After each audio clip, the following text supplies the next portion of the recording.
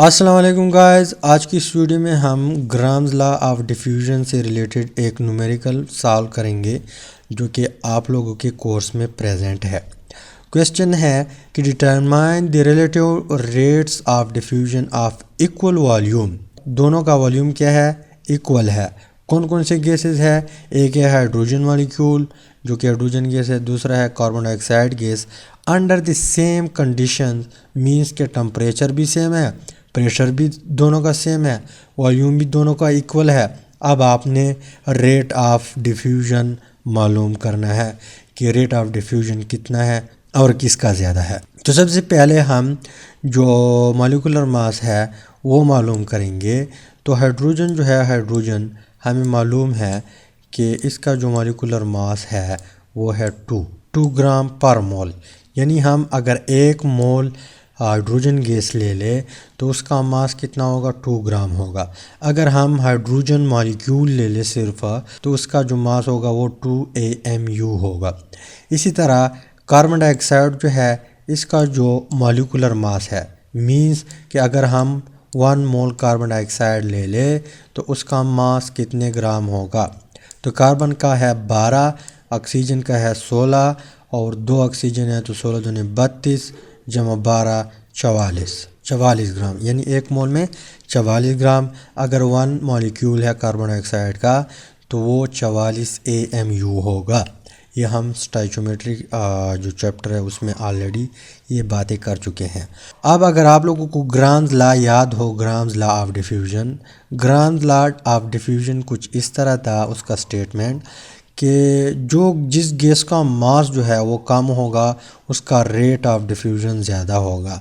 Inversely relation था, mass of gas कम तो उसका रेट ज़्यादा, मास ऑफ गैस ज़्यादा तो उसका रेट कम। तो यहाँ से ज़ाहिर सी बात है कि रेट ऑफ डिफ्यूजन हाइड्रोजन का ज़्यादा होगा, पर कितना ज़्यादा होगा ये हम कैलकुलेट करके फिर डिसाइड कर सकते हैं। अब कैसे कैलकुलेट करेंगे? हमें ग्राम्स लॉ मालूम है कि इन्वर्सली रिलेशन रखता है मास के साथ।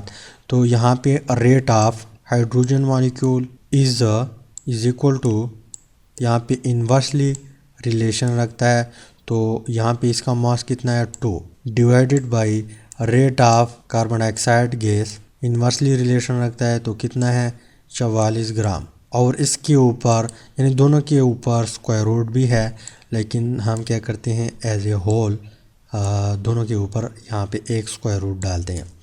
अब आप लोगों ने क्या करना है, इसको डिवाइड करना है। तो 2 और 22 दूने 44, तो हमारे पास इक्वल हो जाएगा 22/1।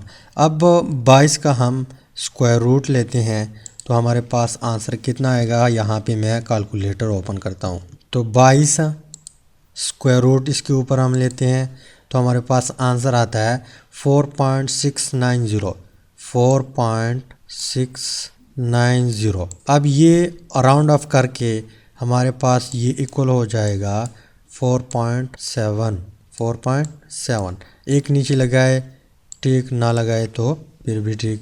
तो इट मीन्स यहाँ पे इस 4.7 का जो मतलब है, इसका मतलब ये है कि हाइड्रोजन गैस कार्बन डाइऑक्साइड से 4.7 टाइम फास्टर है, इसका रेट ज़्यादा है किससे? कार्बन डाइऑक्साइड से। यानी ये 4.7 टाइम फास्टर जाता है, फास्टर डिफ्यूज़ होता है किससे? कार्बन डाइऑक्साइड गैस से। तो यहाँ पे हमारा क्वेश्चन ख़त्म होता है। उम्मीद करता हूँ वीडियो की समझ आई होगी।